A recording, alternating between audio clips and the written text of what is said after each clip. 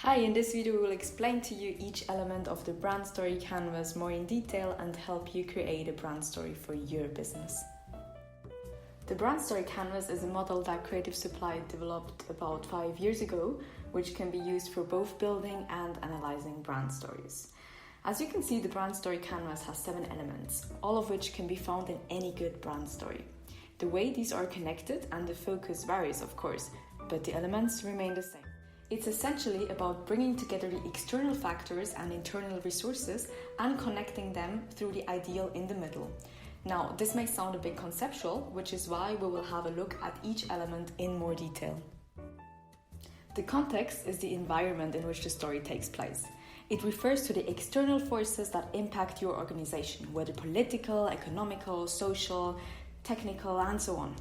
The main difference between the context element and a macroeconomic analysis is that brands can choose their context. For example, COVID has impacted every business in some way, but it doesn't mean that COVID has to be in your brand story, especially if you're not in the health industry. To set the perfect stage for your brand story, you can ask yourself the following questions. What are the external forces impacting the brand's context? Which forces can you react to? It's important to focus on the forces that your organization can react to in some ways. For instance, unless you're actively engaged in public activism or lobbying, the political state of your home country is not something that deserves to stay on your list. What are the main differentiating factors compared to the context of your competitors? Could you change the angle or refer to other contextual elements that let you stand out more? And how relevant will your context be in the future, say 5 or 10 years from now? It's better to avoid referencing specific events or short-lived trends so that your story can evolve together with your brand. Once you're clear about your context, you can move to the other side of the canvas, to the resources element. These are the tangible and intangible assets of your brand. They are all internal and therefore 100% under your control. These include, for example, the employees, factories, a secret recipe like the one of Coca-Cola, the history, and so on.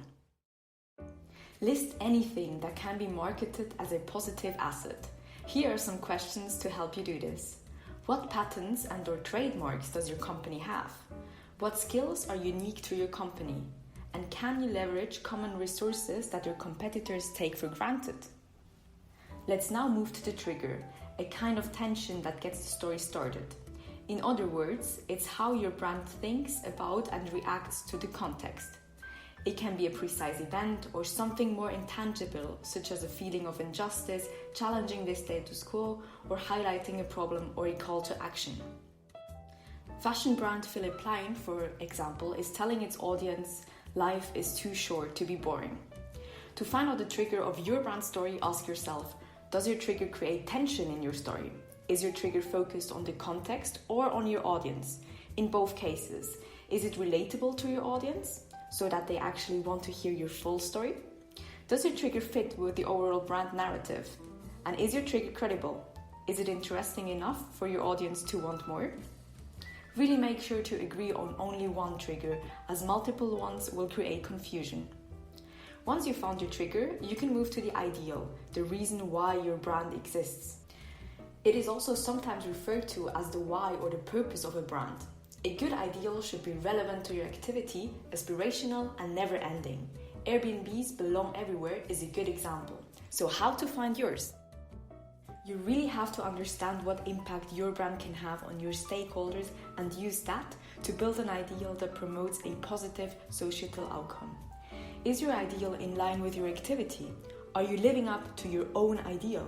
There should be no dissonance between your ideal and your actions as a brand.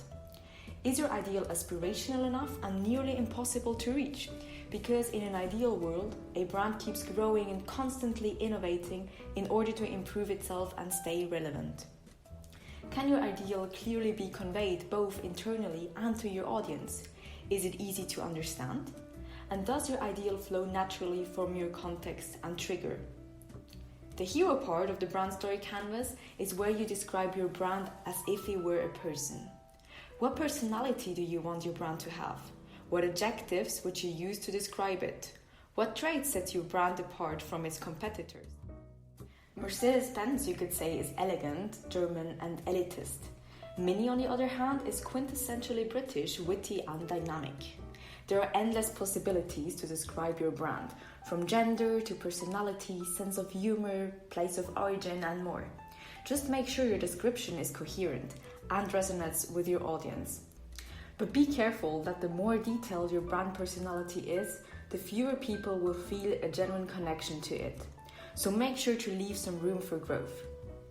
For many entrepreneurial brands, the brand's personality can blend with that of its founder.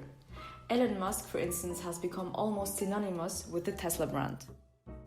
The plot is the intrigue and covers the actions taken by the hero to reach its ideal. These actions can be distinctive processes, methods, and activities that help move the story forward. Sometimes it's about having a special product, and sometimes it's about doing something special, like Red Bull, whose story revolves around an ideal of taking people out of their ordinary lives. And Red Bull uses their massive sports and media and partnership division to bring that ideal across. What are the actions, activities your hero is taking to reach its ideal? Which actions and activities set you apart from the competition? Is there something you're doing differently than your competitors? Is your product part of your plot or part of your resources? Sometimes they fit better in one category than in the other. And can you group your actions, activities into specific categories? And last but not least, let's have a look at the themes. These are general topics connected to your brand and which your brand can leverage to create a strong association of ideas. A brand's objective should be to own a theme in the minds of customers. Louis Vuitton, for example, benefits from its strong association with the theme of travel. Your brand theme serves as a base when developing an editorial line. So, if your brand was a magazine, what are the themes you would write about? And in which fields can you be recognized as a thought leader? Not all themes might fit with your brand story, and if you're a small company, you might want to focus on the themes that are of local or regional interest. And keep in mind your communication objectives when choosing a brand theme. Do you want to focus on industry innovation and uncover potential acquisition targets, or be seen as a thought leader on work-life balance and attract top talents? The decision is yours, like in any of the components, but make sure that there is a logical golden thread running through your entire story. So grab some markers, post-its, and your brand story canvas and start creating your brand story today.